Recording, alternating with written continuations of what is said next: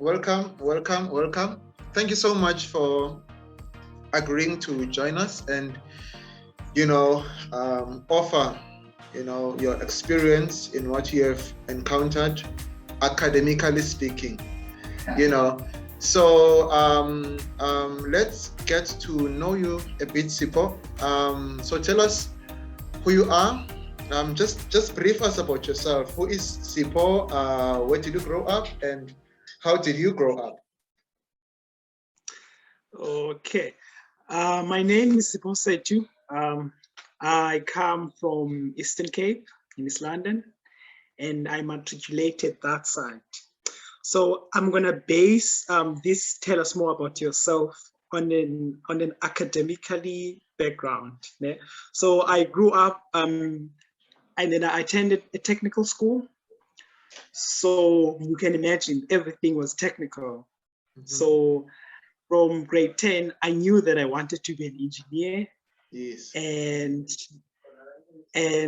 to make that possible, I knew that I had to make the right choices, that is going to the university, make sure I pass. So I'm matriculated in 2016, yes. But then I had problem when I matriculated. I was that one student that was and still is good in math and physics. Like that was my stuff.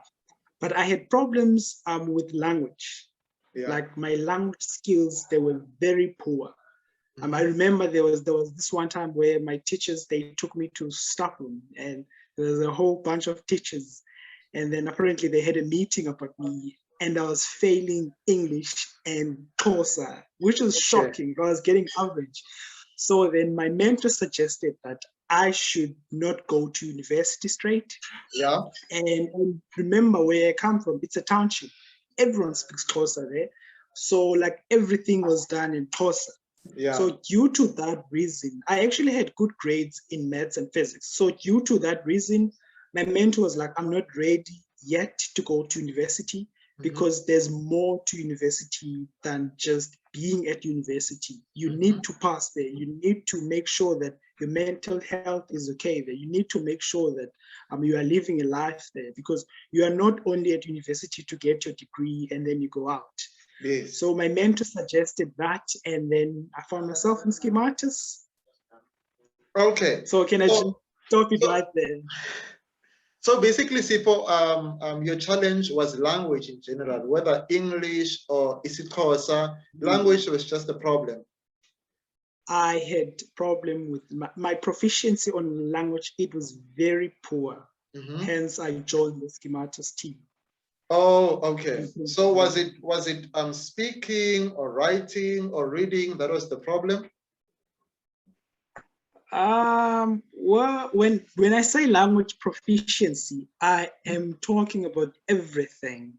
Yes. You see, because like you need language skills to understand your work in university. Because I remember like I used to see the big textbooks, and those textbooks, they need time for you to study. And when there's a whole bunch of concepts thrown at you, you need to understand them at a very short period of time. So while I had friends at university, so my mentor was like, no, I need to go to. So to answer your question briefly, it was everything: reading, writing, speaking, understanding. Okay. That kind of thing. So in high school, Sipo, what were you known for in high school? Since you were good in maths and then struggling a bit with language, what were you known for? Were you the guy that everybody comes to for homeworks and stuff? For those maths homeworks? Yes, obviously. And so in return, you have I was one of the guys. occasions. Definitely. I was passing, I was in the game. I was one of the guys there in the game. Oh, okay. Places there. Everyone knows me and I don't know them. Yeah. See, all that kind of thing. Oh, okay. So did you make money out of that? And say, you know what, I helped you with your maths, so pay me 50 Rand. Or was it just from the goodness of your heart to assist people?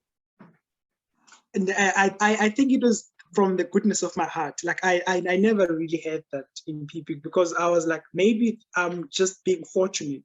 So, and some people, they did not have the means, because like we come from different backgrounds. So like there are times where you see people aren't gonna have the means like to. Yes. So I never thought of that. It was just something that I was like, yeah, I need to do from the goodness of my heart. Okay, cool. So tell me, Sipho, where did you envision yourself from high school? Where you are now, is it where you envision yourself from high school?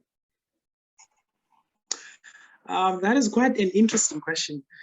There's this analogy that when you're in primary school and phase into high school, you should make a decision about your life. And remember, you are 17 at that time, and you have to make a decision, like a long lifetime decision of what you want to be.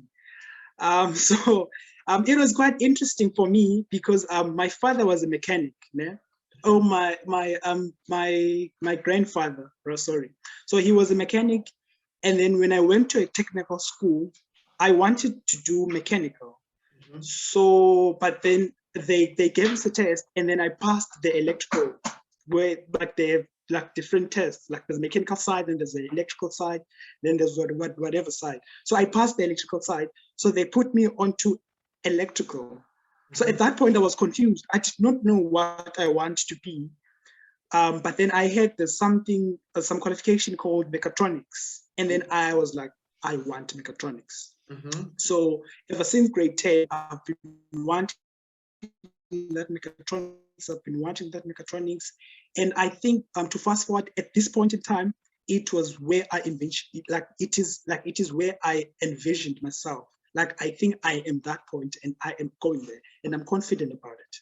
Wow, that is amazing, man. That is so interesting, and it's interesting the fact that you went to a technical school, so you were inclined to, be an engineer or do something technical. Yes, that is correct. Okay, cool. So let us transition now, Sipho, from grade 12 to schematas. So when you got your grade 12 results, what happened? What was going on in your mind? Did your mentor immediately jump and say, no, bruh, go to schematas? Or what was going on? Did you want to go to university? Did you want to take a gap year? Immediately your eyes were set on that paper. I don't know if maybe you bought a newspaper also. What happened? Just tell me about that time. Well, I did not buy a newspaper, but I signed up for the online thing. But my neighbor happened to be doing matric as well at the time that I was doing matric. Yeah. So in the morning around 5, I saw the screams from next door from excitement. I was like, I passed, and then they came to me to show me the paper. But I was one of those children, because I knew that I've passed, and I've passed with a bachelor. See, I was one of the, so I was like, I knew it. Like, so that happened, and then when I saw that I had a distinction in maths, I was surprised. I was like, oh, cool. Interesting. I was not expecting that. I was like, oh, interesting. So then when the results came out, so my mentor was this kind of person. She still is. That you should apply at different institutions. So you should have plan A and plan B and plan C and plan D, whatever. So when the results came out, I had already been applying. So I just applied for bursaries at that time. Yeah. And some other institutions as well. Yes. I remember the schematic applications opened in January. So I applied that. But initially, our plan A, which is me and my mentor, was to go to schematas, even though I was not agreeing with her plan, because I was like, this is going to delay me. I want to go to varsity. Yeah. So I was like, I trust her because she's been here before. She's seen people go to schematas. So I trusted her. And then I found myself in schematas. Okay, cool. Yes. So there's one question so far from Zoe. Zoe, please come.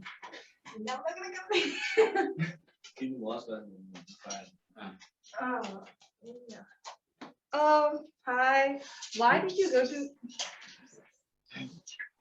Why did you go to schematics if you had a distinction for math? That doesn't make sense because schematics was more for math and physics. It's not really language. So then why did you choose schematics then? So I mean, you could have gotten an English tutor. You could have been tutoring while you were at university. You didn't have to come to schematics. Like, I just want to know why you chose schematics. That definitely did delay you. That is interesting. What's the name again? I'm Zoe. Van Zoe. Oh, okay. Van Zoe. I had. My name is. No, I come from. My name is Zoe. I come. It's just Zoe. I'm gonna stick with that. I come from a background which was black. You know? So I did not have where I come from and the schools that we go to, like we don't get as much English skills as needed by the university. And quite interestingly, schematics, in my opinion, I've seen it happening on me, it does bridge that gap of language and literacy skills. Because when I'm talking about language skills, I'm also talking about literacy skills, be it your computer skills and your academic literacy. It was done by Dr. Malan at the time. So I wanted to bridge that gap, not the maths and physics gap. That's not the gap that I wanted to bridge because schematics is a bridging course. So I wanted to bridge that academic literacy gap because I didn't do computers. Yeah. I couldn't even speak English properly. That is one of the problems as well. So I was like, I'm going to have a tough time. And I wanted to do engineering because I know, and you should know engineering is very demanding. So you need to move faster. So I was like, I need to bridge the second gap. So schematics, in my opinion, it bridges two gaps, the maths and the academic literacy. Oh, but I also wanted to ask, like, how do you think you'd be able to help us then if Nati? Why? What do you think you could do to help us then, or explain to us, because you were naturally good at math and physics, and we struggle with math and physics. So how do you think you could be able to help us understand or know what you're supposed to do or what your marks are supposed to be to get better when you were originally good at math? How do you explain to people that don't know when you do know?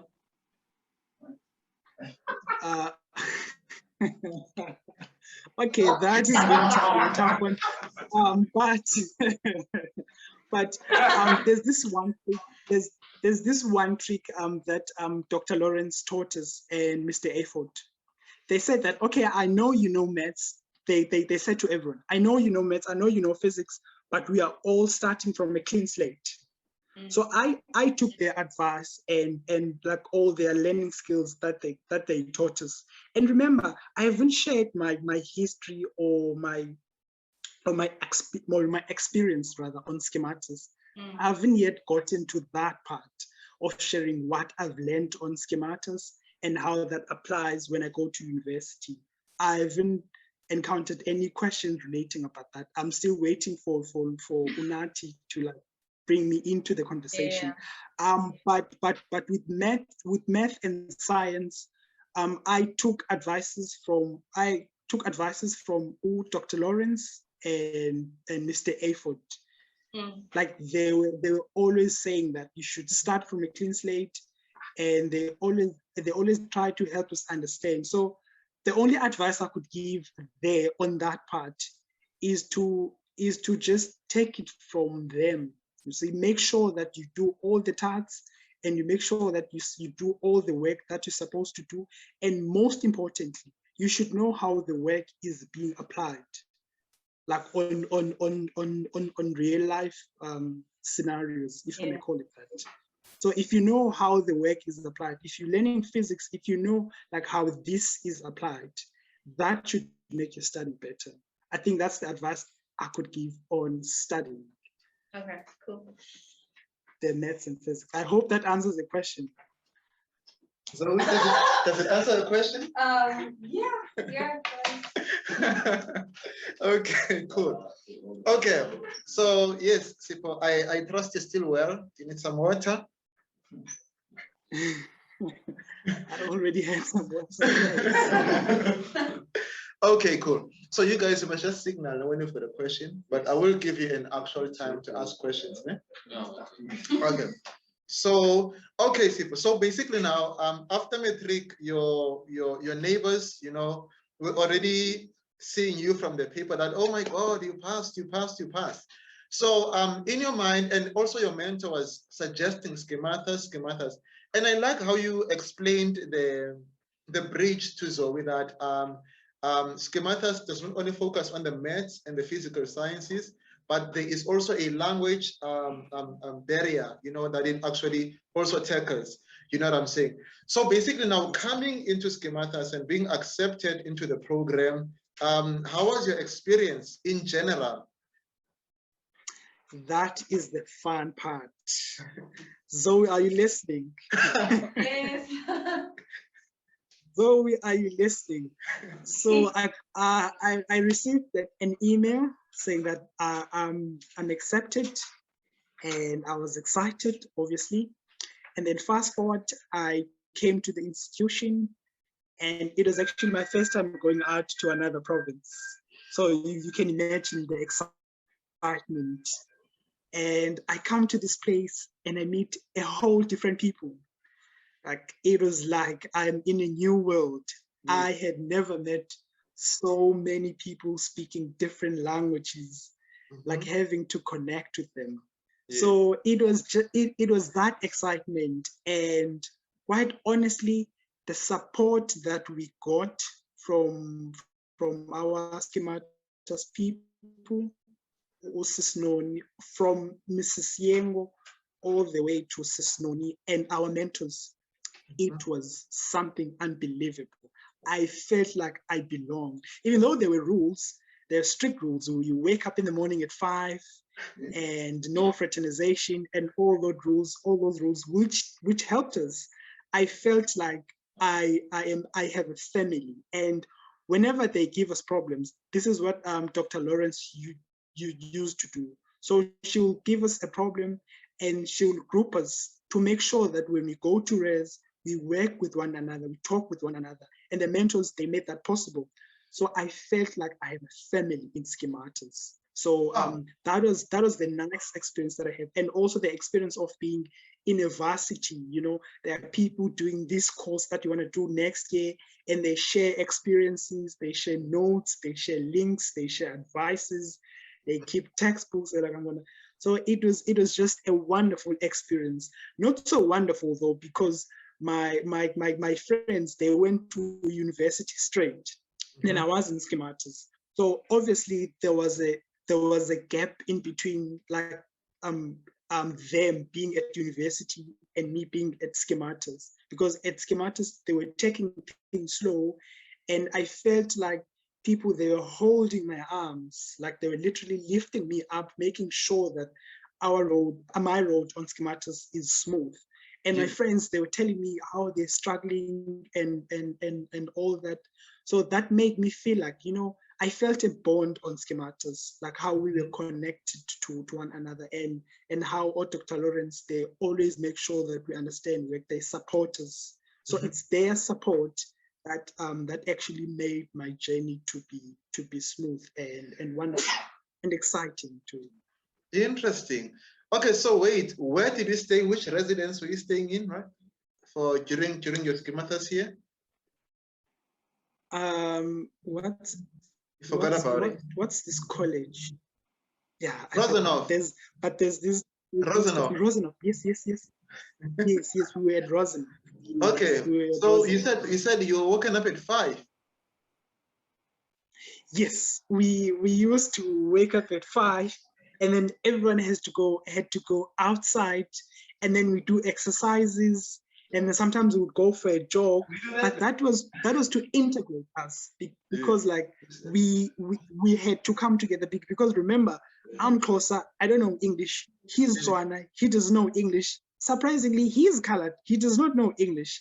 And he's Afrikaans too. He does not know English. Yeah. So they needed to bring us together, and they had the best way of like doing this.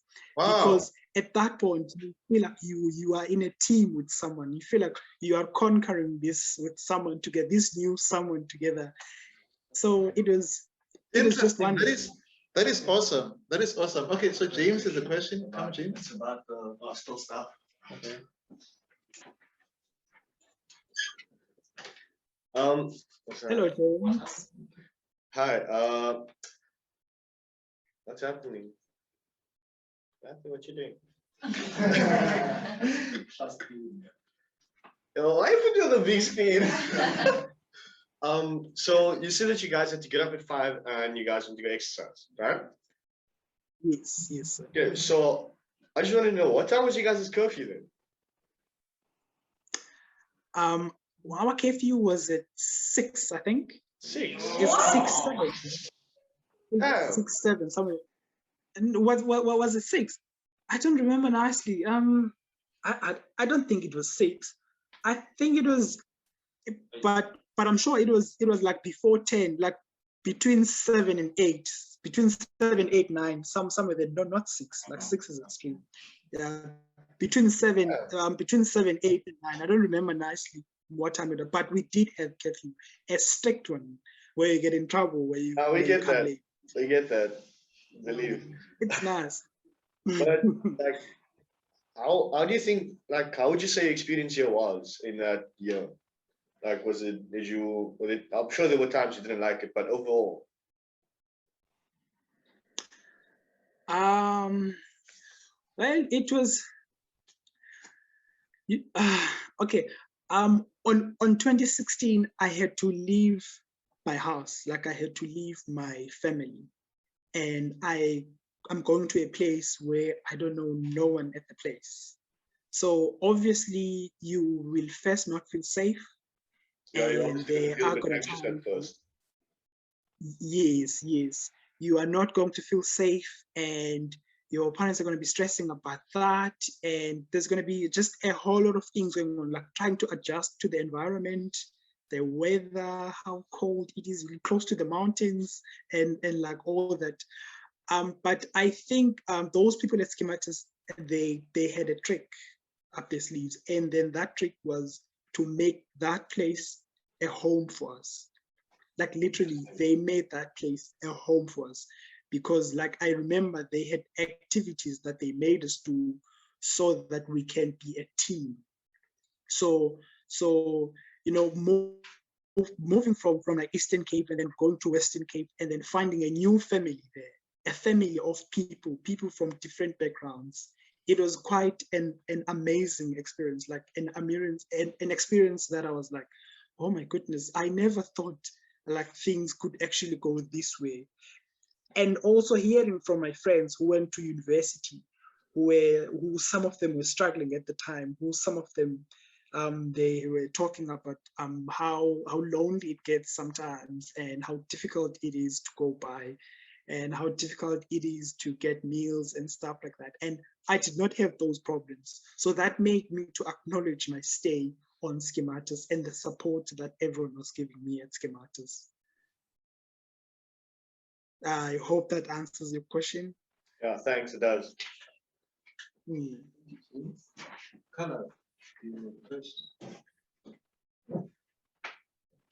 All right, Sipho. Are you still fine? Yes. Okay, thank you so much. I like the way you are putting things, out. You are very informative, and you sort of draw a picture, of what was happening and all those things. You see, and the fact that you said the mentees were woken up at 5, I think maybe some of the mentors who are going to listen to this, it's going to spark some ideas on them. No. Because I don't know this 5 a.m. thing. Okay, cool. Yeah. Okay, so let's just shift the gear a bit higher now, Sipho. So basically, you were in Schematis, right?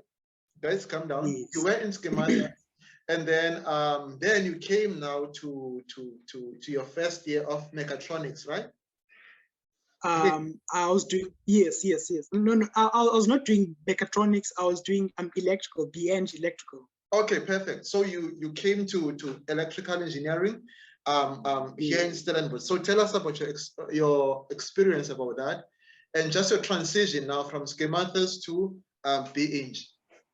To BEng. Okay, let's step the gears up. So in schematics, what the lecturers taught me, I think I'm going to focus more on the academic literacy side. Yes. So academic literacy, and then under that academic literacy side, your language skills and your computer skills, they fall under that side. So besides maths and physics, I did academic literacy, I did computer literacy, and I did language I forgot the third module, but I was doing 5 modules in schematics. Profcom, yes. So we were doing those modules. And I was like, Dr. Malan, firstly, she taught me how to reason. Like a general thing, how to reason. And I remember she taught us how to write papers, how to write reports, how she taught us how to argue our work academically. Yes. So I was mainly receiving that help from her, and also computer literacy. They were teaching us all these softwares, Microsoft softwares, PowerPoint, Word. I was excited at what I know now, and that made me feel so ready for university. I was like, engineering, watch me, I'm coming. I was like, I felt equipped a lot. I still have the schematics academic literacy books because I kept them with me. So at the end of schematics, I felt so hyped. I was like, you know what, engineering, I'm coming, I'm ready. And the people that I've talked to, that I've spoken with, remember on schematics, I've spoken with people who do engineering. Yes. But like when I share my experience with them, they were like, no, you are going to make it, because at least you took a little bit longer to go to engineering now. So at least your journey is going to be smooth. Yeah. Fast forward, came 2018. And at that point, I was like, I'm on top of things. Remember, on schematics, attendance was required. On schematics, the teachers, they monitor your progress, and they monitor it closely, your progress and your performance. On university, they give you grades and they give you that, and it's just like that. So even though I thought I had everything under control, and I had that confidence in myself that I have everything under control, enjoying the freedom that the university gave, because like there were no curfew, there wasn't anything. So I thought I had everything under control, and I thought I underestimated engineering at Stellenbosch. So that made me to like rethink my journey now, because like I felt like I was not at a time where I was ready to apply all the skills that schematics taught me on engineering, because of the pace that they use on engineering. Yeah. So at the time, I felt like the paint is still wet. The paint from schematics is still wet, has not dried up yet, because of how everything was going fast. So it was hard for me to take all those lessons from schematics and then apply them, especially on engineering. There was only 5 of us who went to engineering, but only 2 now. So the pace there is extreme. Like it is really extreme. Engineering is actually one of the courses that have high requirements. And at the time, I was just not ready. I was not at a stage to apply everything on schematics. Firstly, because of the support was gone now. And I remember I did not have a laptop, and I was struggling. At schematics, we had computers, and there wasn't really much work to do. So at university now, you need a personal computer that's gonna be with you in the room, and you need to do the work in your room. But there were those issues. I did not have computer, And I remember I struggled with money on the first year. So that all came to my head, and my head was just exploding. Mm-hmm. And there, by engineering, there's a truckload of concepts that are thrown at you, and you have to manage those. And remember, I'll say this: the paint hasn't dried up. Just a bit of a pause there. We're waiting for someone to come back, ne? So I just want you to start from where you were saying that as to what you meant when you said you felt as if the paint has not yet dried. You know. Okay. So this is my analogy. Mm-hmm. So schematics was like making me this new person that I need to be when I go to varsity. Mm-hmm. So like if you liken that to someone painting a wall, Mm-hmm. when you are still painting a wall, you don't see the beautiful effect that are supposed to be shown, or that are supposed to be present, like after you painted the wall. You have to wait until the paint goes dry, and then you can see all the beautiful effects and how your wall is gonna be, is gonna be good looking, like matching with the furniture and stuff. Mm-hmm. So Okay. like that's just that analogy. Okay, perfect. Okay, cool. Yes, Sipo, you can continue.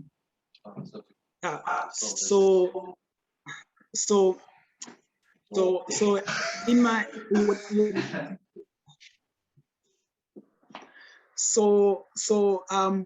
when I went to do my first year, remember there was a lot of concepts that I need to grasp. Mm-hmm. And like they teachers, like you are responsible like for like handling information. You are responsible for your own learning there in university. And remember, on me, when I was doing my first year, the paint was still wet. So I was not ready because of like every reason, like every reason that I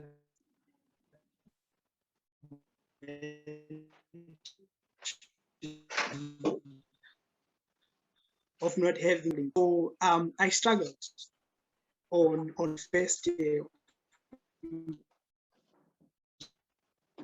engineering, and then but I did not want to change much. So when you go to engineering, Mm-hmm. they have a test week where you write test every day of that week. Oh yeah, test week. So I failed all those tests, like all of them. So from the 5 modules that I was doing, I wrote the test week, and then I failed everything on that week. And then I was like, okay, I need to apply somewhere. While I went to Dr. Milan again, remember, the reason why I went to schematics was to fix this academic literacy skills. So Dr. Malan now was following up, asking me questions. Are you doing the mind maps that we spoke about in class? Are you doing the summary of every chapter that you're doing? Like, are you making sure that you are getting an idea of what is going on? Because are you making sure that you actually prepare yourself mentally for these tests? So I was trying that, the advice from Dr. Malan, and then she also told me that I should go to educational psychologists, which I did as well. But at the time I went back to Dr. Malan, it was late for me. So there was just so much work to cover up, and everything was following everything. So everything was following everything. So I felt the course was on top of me. So I continued anyways. I was trying all I can, and I was sleeping late. So I was spending more time. I was like, maybe I need to put more time on studying.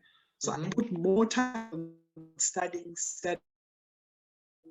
And then it turned out at the end of the year that I was not doing it all the right way, because I had so much work to cover. So I was just brushing the surface. I was just doing what they do in this high school when they teach you. They just brush the surface. So I find that I was doing that, and I did not have time to apply what the skills that Dr. Malan taught us, because I remember she used to tell us that you must draw up a study plan like 30 days before the test. I left schematic, and then after I left, it was the time now to apply everything that I learned from schematics, even though it was hard for me to adjust.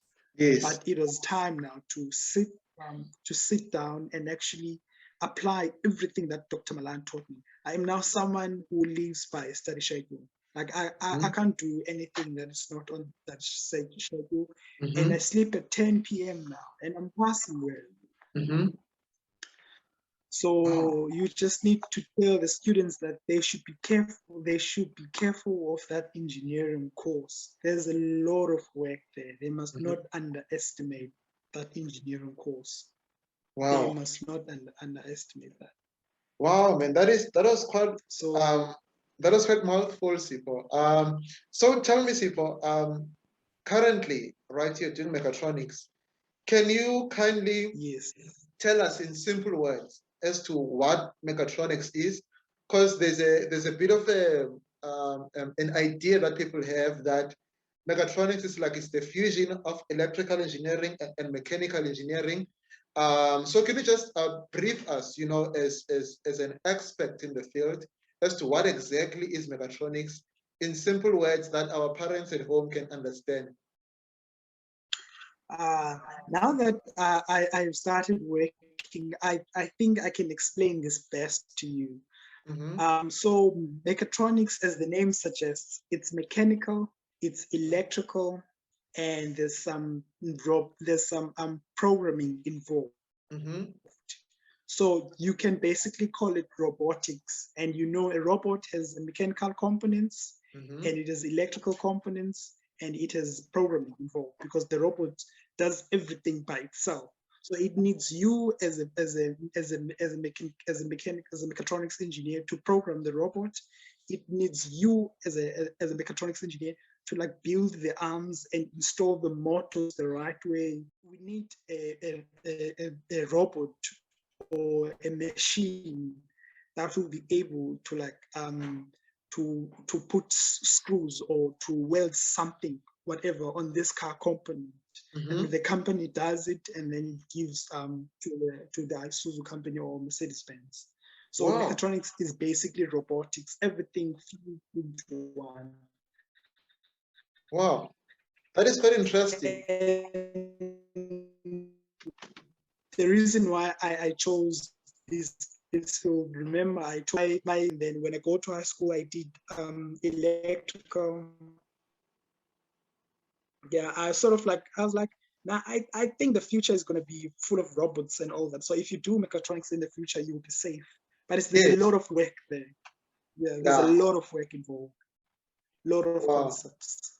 Wow, I mean, that is so cool. So you guys are actually at the heart of, artificial intelligence. I mean, you are not scared about, losing your jobs, or you're not threatened about, the advances in AI and stuff. Wow. Not at all. Actually, not at all. We are the designer of electric hands and whatever. So not scared at all. So wow, that is just know that cool. we are sorted. Wow. Okay, guys. Questions? That is James has got the first question. James. Back. Okay, so I've got a couple questions. Yes.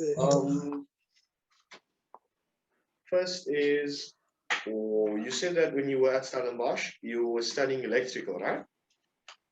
Yes. Now, what made you make the switch from electrical to mechatronics? Oh, I forgot to mention that. Thank you very much for asking, Josh. James, sorry. So after schematics, I applied for mechatronics. This will be this will be quite interesting. I was sad about this at first, but I have learned to accept it. So I came with a 79 for physics and an 80% for maths at schematas. And then I left with a 78 in maths and 85 in physics. So I was not the highest. And I was like, no, it's cool.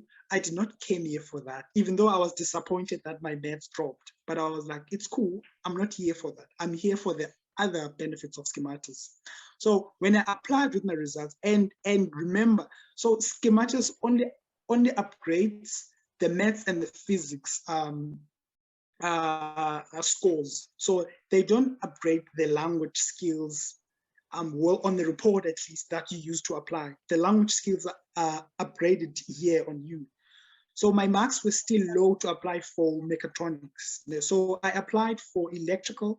The reason why I applied for electrical is because on first year engineering in Stellenbosch, we do the same thing, like everyone does the same thing.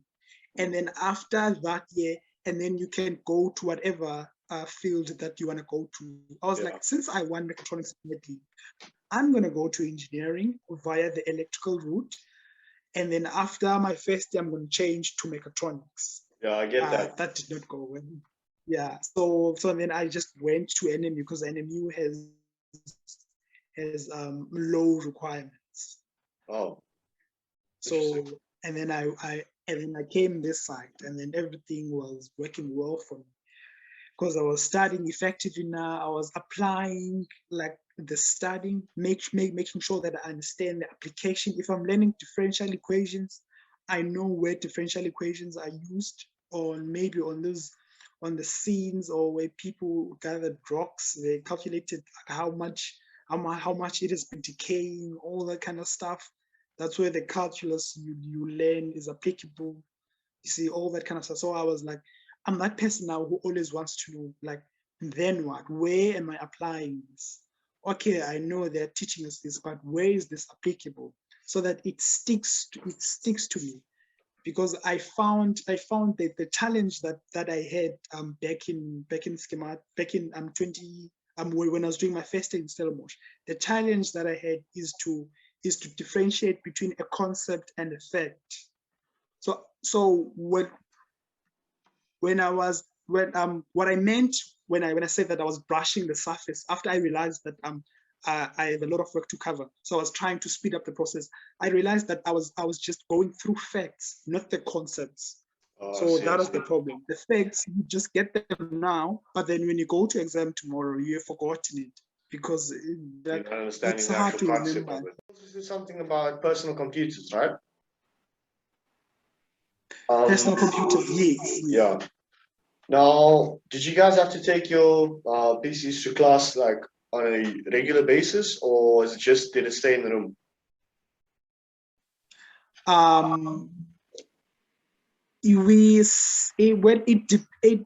It depended on you whether you want to view the slides, because what they usually did in Stellenbosch, like they would send the slides a day before.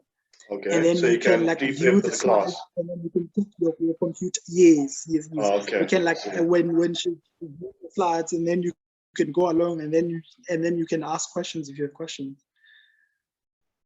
Which base did you stay at in first year? I was at the Ace-Marie. Oh, nice. I know this is probably going to be a bit off topic, but what's your take on Ace-Marie? What did I take? Yeah, what was your take on, like, how did you feel about Ace-Marie? Because I applied there for next year. I want to know like what it was like there. Oh, it was a different experience from schematas. And on Ace-Marie, there was a whole bunch of white people. Sorry to call them a bunch, but there were a lot of white people. I get that. I think we were only 5 black people in schematas, and they were all driving cars, and they all came from these nice schools, and they were drinking on every Wednesday. They would make a noise. Any Saturday. That is my experience. And on a Saturday too, that is my experience from Ace-Marie. I see. So I felt like I was on my own. Like that was my experience. Last question before I go is, I know with mechanical, you've got two main fields that you go into, like after you study, you go into two main fields of the workforce, design and maintenance, right? Yes. Is there something like that with mechatronics, or is it just in the design field or just in the maintenance field? I'm not 100% sure if those are the fields that you can like you can go to on mechanical, but I think it depends on what level of qualification that you obtained. Oh, I see. If whether you have a high certificate or you have a diploma. No, I'm talking about like degree, with the, if you get your BA in mechatronics, right? Do you just go into the design field then? Oh, well, you don't go to design field straight away. You first go on a program that is called a vacation work training, which is what I'm doing now. So at vacation work training, I'm not designing anything because I don't know how to design anything. I'm just working with engineers, and remember, I'm not done studying, but I'm working at the same time. So I'm working with engineers. This is actually where you start. So is it like your EIT? EIT? Say what? So is it more like your engineering in training that you're doing now? Yes, the one that I'm doing now. Yeah. So I'm working with engineers, and they're working on electrical stuff and the mechanical stuff. Some are designing, some are building.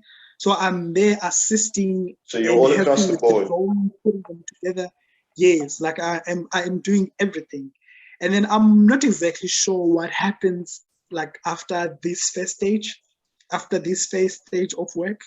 But I don't think, or like on any engineering qualification, you just go to designing, because what are you designing? Like, how do you know like what to design? Because you have to learn first. Yeah. So you come first learning, and then you make your way up to the designing level. You don't just go and then you design stuff, because like they don't teach you how to design in these courses. They just teach you how to calculate stuff, how to calculate resistors and all that. I see. That's the thing with degrees versus. Yeah, it's more theoretical, you say. Exactly. Yes, Yeah. it is like that. Thank you. Later.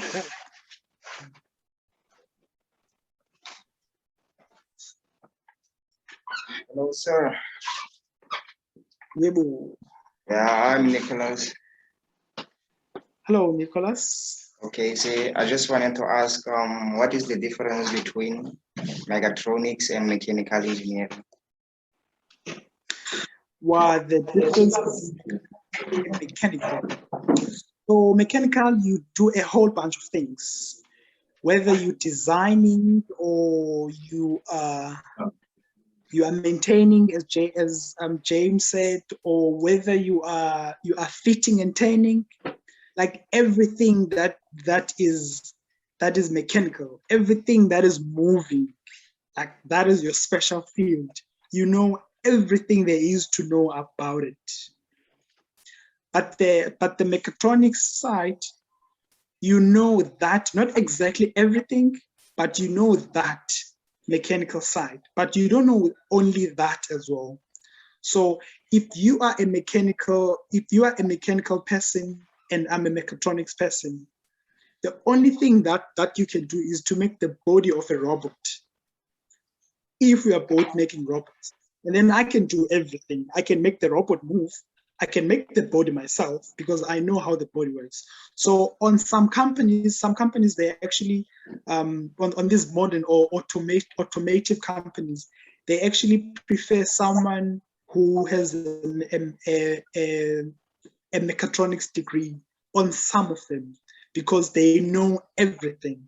But on some companies, they prefer a guy who specializes on the thing, or maybe they will have a guy who specializes on mechanical, and then a guy who knows a bit of that and that and that. So that's the difference. If that makes sense. Does that answer your question?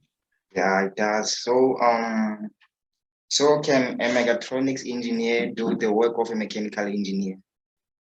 Quite correct. Correct. Not 100% though. Not 100% sure, because we spend like the the like some time that the mechanical people spend on like making their skills at 100, we spend that time on learning how to program, on learning the electrical side. So not 100%. We are not specializing a thing, but we just know it. Okay. Yani, thanks a lot, sir. Christian?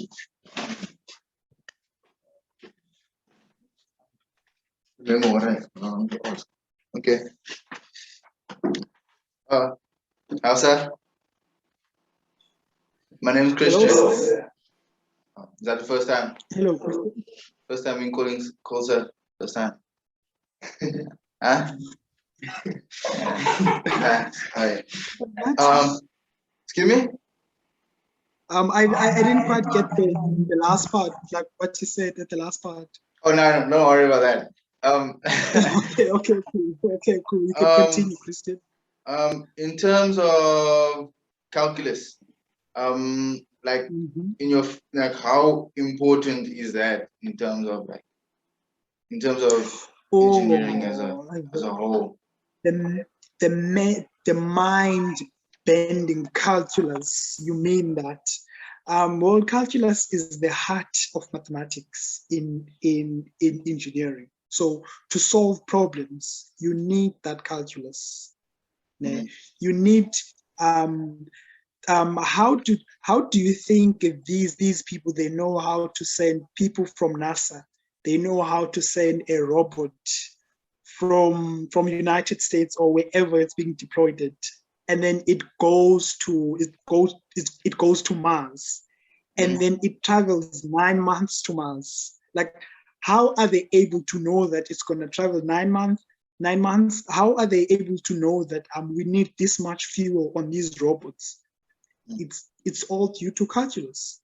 So they calculate all these things. So that is how important calculus is. And when you go to university, they take you step by step at calculus, step by step, until you eventually go to a point where what are these the forensic science people? The forensic science people, they use calculus as well, maybe to in scenes where they can tell that the person was shot maybe at this time, or there's some stuff that they need to collect. If you watch these sci-fi movies where they collect stuff and then they work on those stuff, they use calculus to calculate how it decays and all that. They would use differential equations, like it's all calculus. So calculus is the heart of engineering. It's the language of engineering. Yeah, so we speak calculus. Yeah. Does that answer your question, Christy? Oh yeah, definitely. One more question. What are the major practicals that you had to do, like the hands-on stuff that you had to do? What are the major hands-on stuff that you did in your course so far, like the practicals?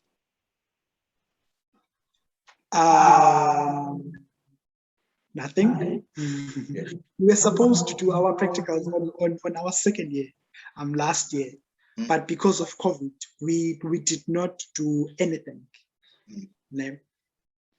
So we had never done anything practical on this course. But at Stellenbosch, we did. I remember on first day we did a practical. It was I forgot what was it called, but it was something like a calculator, something like that. Yeah, if I remember correctly. Not sure it was but there are other small practicals that you build or that you make on certain courses, like during your degree or whatever. So I think it was, but in this university there's nothing because of COVID-19 last year, so everything was online. Okay, so usually, so over the course of the rest of your course, right? Is there gonna be a more of a more practical side of things? So where you combine the theory and like what you've learned to like some practical Not thing? at all. No, Not at all. really. Not at all. It's just theory. It's just theory, my friend. They feed you theory. In fact, from that is my opinion there on what I've seen happening from people and what I've seen happening on myself as well. Like those small electrical components that we make on certain modules on that semester, like they don't qualify as like a big thing, like where you integrate everything. Actually, no. I'm not being honest with you. Our on fourth year, there's a fourth year project. No, actually, there's a fourth year project. I remember. Next year I'm going to do a fourth year project. There's a project that you need to do, yes, where you make stuff with your hands. I'm so sorry, man. I literally forgot about this. There's a project that you do. It's called the fourth year project. Mm. Mm. Are you excited about that? Are you excited about that? Yeah, it's that project. It's that project, yes. So it's that big thing.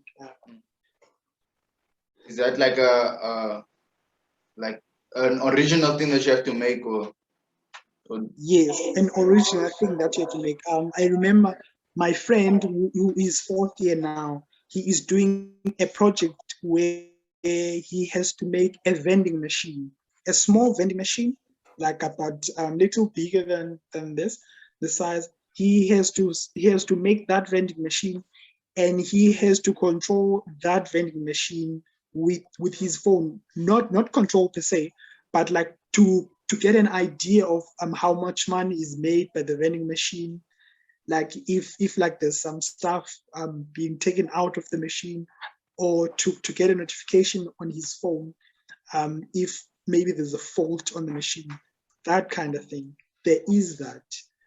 I forgot. I'm so sorry. I've forgotten about that. That's cool. That's cool. Thank you. Mm. Thank you. Very informative. See you. Later. That's the last question. Sir, can I please ask you the last question? I just wanted to know, can you please give me the work field of mechanical engineer and the work fields of mechatronics engineer? Okay. How do I start to explain this? Okay. Where I'm currently working at, I'm doing my VEC work. They are working on a conveyor line. You know, a conveyor line where things are assembled and then they just go on, and then yeah. So they are building it now. So we have the electrical guys. The electrical guys are doing all the electrical stuff that needs to be done on that conveyor machine. The mechanical guys are on AutoCAD, like they are designing how the machine is supposed to look like. And then there's computer programming guys that are working with the electrical guys to working on PLCs and like telling the machine that, okay, so this is done. After the machine has reached this stage, this is what's happening. So the mechanical guys are just working on the program, and they are just building the thing, and they're gonna print it out, and then they're gonna make they're gonna like make the machine, and then they're gonna leave it there. Then the electrical guys come, but the mechatronics guys, they actually work with both people. They help on both people. So that's where the mechanical side is on this example that I'm making of a conveyor line, because like they only know how to design those machines using their computers, and then making sure that they analyze everything, the stress, the temperatures, the everything. They analyze that, and then their work is done there. Nothing electrical, nothing programming. They just build it. They're like, electrical guys, it's your job now. Take over. that. Okay. But both people, they actually needed, the electrical guys and the mechanical guys. They are both needed. And this is just an example, Jason. You must not think that mechanical guys they only build stuff. They don't only build stuff. But it's just the one thing that I happened to know and I happened to experience. Mechanical people building stuff. Otherwise, they do lots of interesting stuff. Okay. I hope that answers your question. Yeah, thanks a lot, sir. Okay. Hello, sir. You are speaking to Rhino. Actually, Rhino. Hello, Reno. I have a question. Like, how did you find the first year math in engineering, maths, or overall maths in engineering? I had I had no problems with maths because what schematics taught me, one of the things that they taught me on the math side is to always see like how the things are applied. So I view it from that perspective, like where is this applicable? Where is this applicable? Okay, sure, I'm learning about derivatives now, but where are derivatives applicable? So like if I'm learning about derivatives, like I go to YouTube and then I search how are derivatives applied in real life, whatever. And then they'll give us those examples. And then through those examples, I knew how to deal with those derivative problems, like seeing the bigger picture, like where all this is going. So the one thing that helped me on math is to just see the application of whatever that I'm doing. If chapter 1 is about derivatives and then chapter 2 is about integrals, so I want to know how are they applied. So that's why I was able to progress. But then other modules got me though, because there were some other modules as well that I was doing on the side that are the ones that got me. But that's the advice for maths. Like, how is it applicable? Okay. And YouTube has everything. Also, the other question is, in engineering, is there like a time where you don't have to work hard, like where you just, or is it always hard work? Hard work always pays. It's Yeah. true. But there are times where you have to work smart. Yeah. Working smart, it includes working with people, doing problems with people, and what used to work for me, which still does now, I do a lot of past papers. You see, like it's those ideas that I got from schematics that help me. You see, hard work pays, but not all the time. Okay, so what advice would you give to a first year engineering student?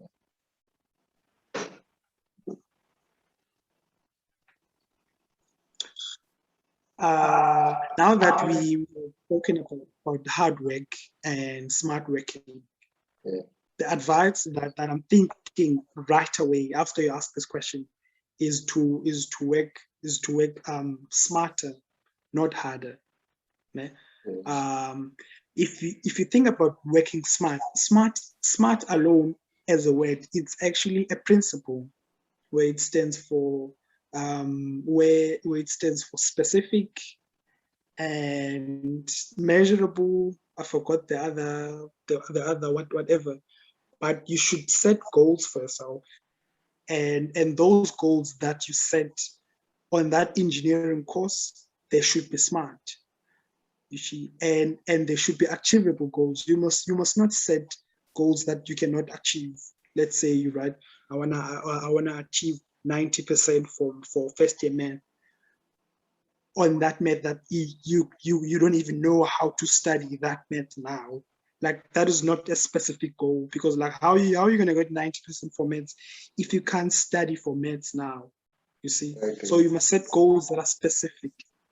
You know, must draw up a study plan, know where time. I remember there was a document that Dr. Malai gave us that goes like where time goes, where you have to list the number of hours that you spend on doing a specific thing. So that helped to know like where do you spend most of your time, or what most of your time doing. So that helps. So that is advice of me. Work hard, not smart, and set goals for yourself. Goals that are specific and measurable and realistic to you.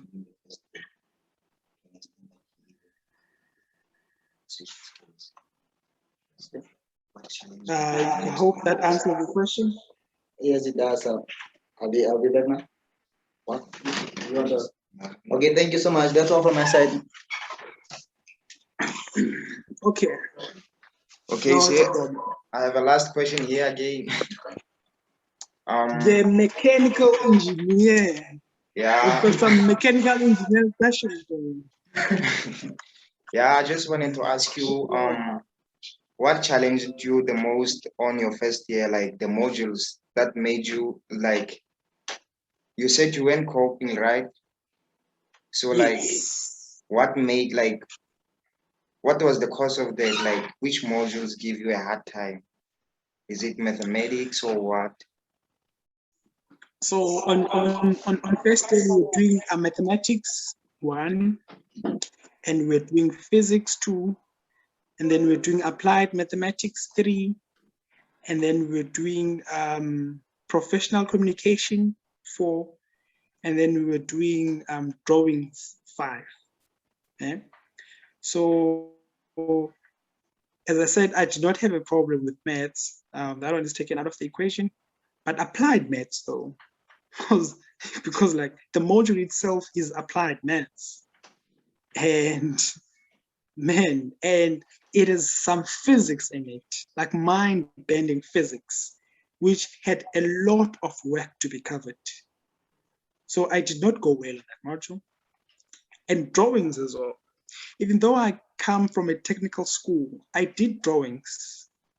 But my man, drawings, I got 23% for drawings. Even though I come from a technical school, I got 23%. Like that was my final mark at the end of the semester, 2-3. I was like, Buddha, we're going down now. So it was challenging for me.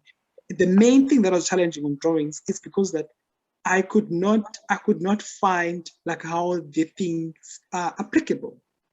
In fact, I could not find it on time, because the issue was time. Because remember, I said that there was a point where I was not applying everything I learned from schematics. I was relaxed. I'm saying that I'm thinking everything is like under control, until a point where I failed. And then the penny dropped. And then I was like, you know what? I gotta do this. But it was late at the time. So it's applied maths that got me, and then drawings got me, and then I passed physics 50%, and then I passed professional communications, and then down to second semester. Now second semester is a continuation of first year. So that's where I lost everything there. Everything was just falling apart, and I was just brushing the concepts, gathering facts, not a concepts, and not knowing how they apply, and missing the basics, taking too much time to cover this because I don't know that. I gotta study that first and study that first. And I'm like, oh my gosh, time is against me, and then I gotta do this. You see, then that got me.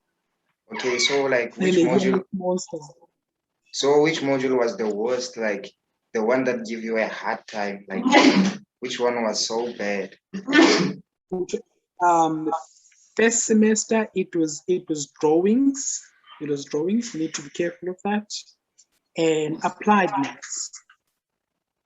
Applied maths, where there's maths and there's physics as well. So those were the two modules. I forgot the other modules. We also did strength of materials, which is not physics, which is not math, and we did programming as well. Those are the modules that I remember that we did. Yeah, but mainly on first semester, it was drawings and applied maths. Okay, so There was just a lot, man, like a lot of work to do. Does that answer your question? yeah, thanks a lot, sir. Okay. Our size up. Wow, Sipho.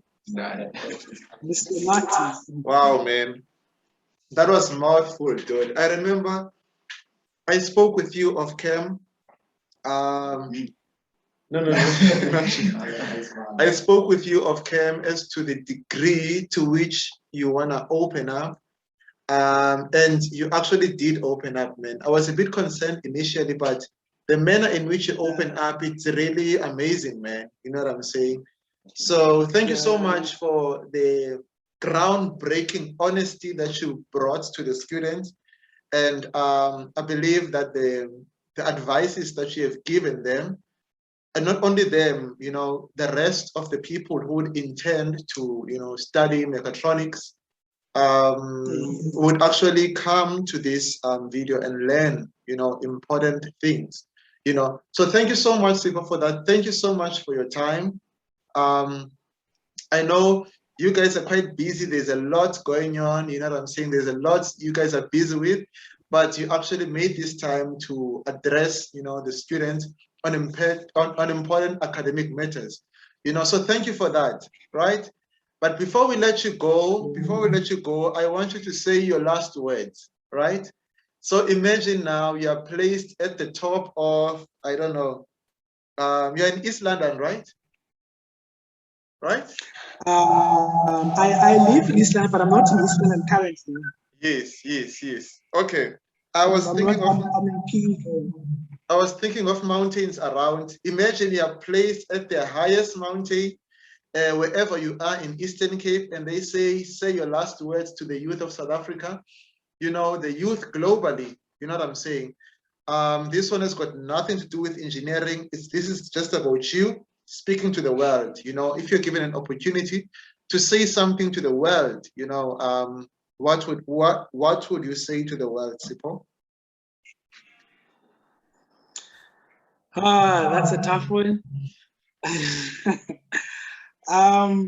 What has driven me, Nati, is passion and goals.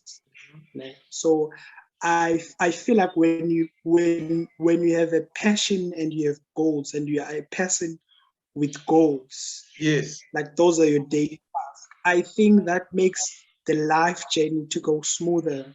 You know, if you know what you want to become and you set goals for that, goals are like the steps, like or like what you want to achieve, and like those goals, as I said before, they need to be specific, but the one thing that you need to know about those goals is that there has to be an effort directed at those goals.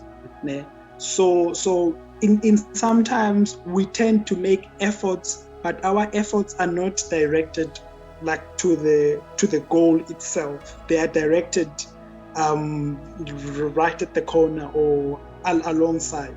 So you need to make sure that you have goals, and under those goals you have efforts. Efforts needs to be directed on the goals. That is a life advice in like general. You have a passion, you know what you want, and you have goals, and you have steps that are directed to those goals. I think your journey is going to be smooth. I think you can conquer everything if you go with that. That's my analogy how I live life. right now. Interesting. Thank you so much, Sipho. We really appreciate your time once again. And we wish you all the best, right, for your practicals, for your project. You know, your course is so interesting. You know, you spoke about robotics. So at the peak of everything in the world, when people are threatened or are worried about their jobs, you are very calm and collected. You are very calm and collected. Yeah, You know, because I'm you're at the center of everything that is happening. So thank you so much, Sipho. We really appreciate your time. Do stay blessed and enjoy the rest of your night. Thank you very much, Nati. Good luck to you and the students as well. And thank you guys for bringing me in. I hope you've learned something. And also those that did not know, schematics is not only about maths and science. It's about the other modules as well. Yes. Yeah. All right. So they must also realize that as well. Yeah. But thank you so much. I'm glad I could help. So. All right, Sipho, stay blessed. Stay blessed. Cool. Same. Cheers. Cool.